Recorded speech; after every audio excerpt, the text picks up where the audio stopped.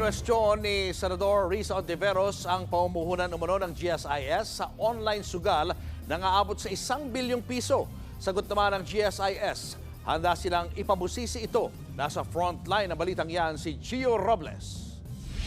Bayag ka ba kung ang ipon mo ininvest sa sugal? Yan ang pasabog ni Senadora Risa Ontiveros sa kanyang privilege speech kahapon. 1 bilyong piso raw mula sa GSIS ang inilagak sa isang online gambling platform.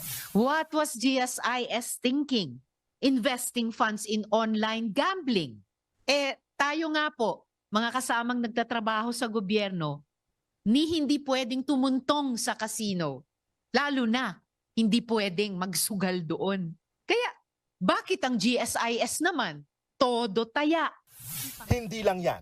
Ayon pa sa Senadora, sunod-sunod ang mga questionabling investment ng kasalukuyang pamunuan ng GSIS tulad ng 1.45 billion peso deal sa isang kumpanyang lubog sa utang.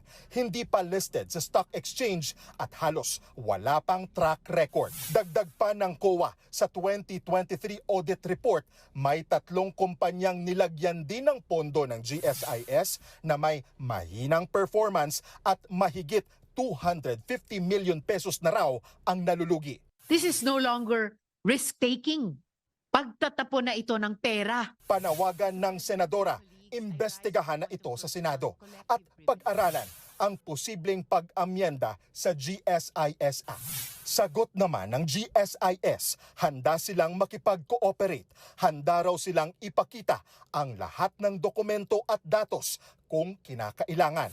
Anila, matatag pa rin ang pondo ng GSIS at patuloy ang internal review ng investment policies para masiguro ang interes ng kanilang mga miyembro. Nagbabalita mula sa Frontline, Gio Robles, News 5.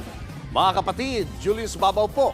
Para sa komprehensibo at makabuluhang balitaan at talakayan, mag-follow at mag-subscribe na sa social media pages ng News 5.